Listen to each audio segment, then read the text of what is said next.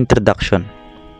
The island of Homonhon, located on the east side of the Leyte Gulf in the Philippines, province of Eastern Samar, was the first landing point of Ferdinand Magellan, a Portuguese explorer who conducted a Spanish voyage to the East Indies between 1519 and 1522. Every March 16, the town of Guian and the province of Eastern Samar celebrate the Magellan Expedition of 1521 with appropriate rituals on Homonhon Island, which is a provincial holiday. Ferdinand Magellan, a skillful sailor and naval commander, won King Charles of Spain's assistance to locate a westward way to Maloko Island, sometimes known as a Spice Island. Pigafetta did not specifically state that it was their first mass. He just stated that a mass was held on Easter Sunday in Mazawa Island. Attorney Mendiola concludes in his study that the mass on Homonhon Island on March 19, 1521 was the first one celebrated in Philippines, not one on March 31st in Limasawa or Mazawa. Under current historiography, any passage or remark about the country in our history text would be untenable. Homonhon Island, the correct site of the first mass, March 17, 1521. Ferdinand Magellan makes the historic landing in Homonhon Island in Samar.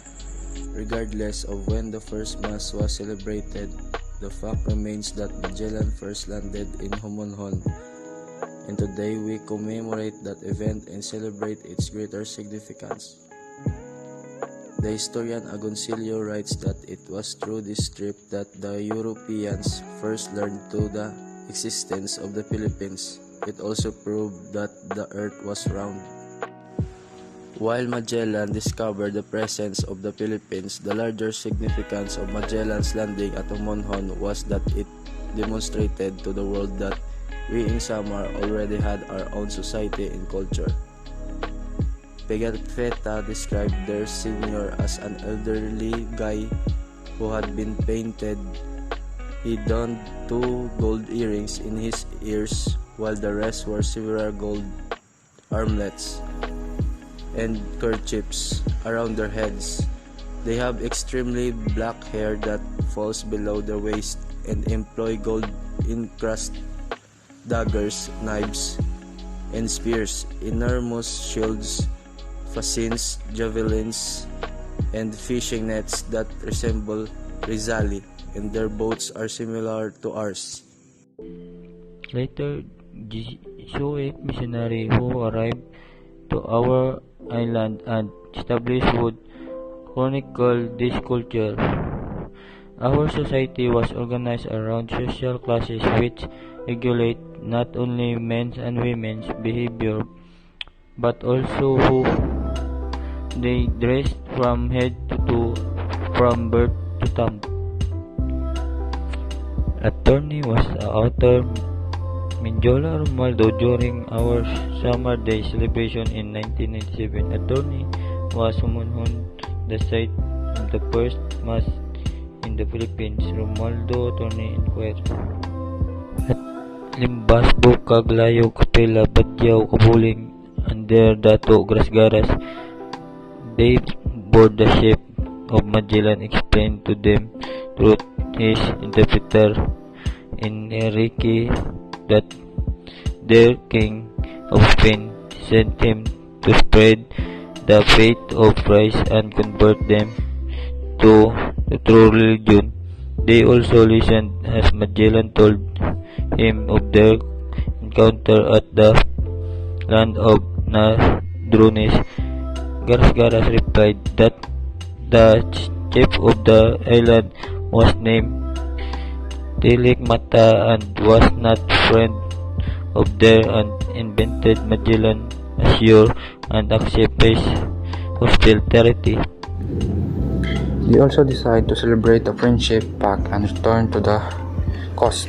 The following day was stormy and little was done until March 19, when the majority of the Spaniards desperate, leaving only enough men to protect the ship. Following the celebration of the Mass, tall cross was raised along the sea, Garas in a rayon, and other sign of the friendship. Back with Don Hernando Magellan, Hope represented with majesty, and it was drafted by Leon de Hispaniola. According to Figaveta reports, early on Sunday, the last of March and Easter Day, the Captain General dispatched the frieze with several men to prepare the spot where Mass was to be celebrated. When the time came for Mass, we landed with around 50 men, sans body armor but carrying our other armaments and dressed in our best attire. Figaveta did not explicitly state that it was their first Mass. He simply stated that it was held on Easter Sunday. Attorney Menjola finds that he studied that the Mass on Homonhon Island on March 19, 1521 was the first one at Limasawa or Masawa on March 31, 1521.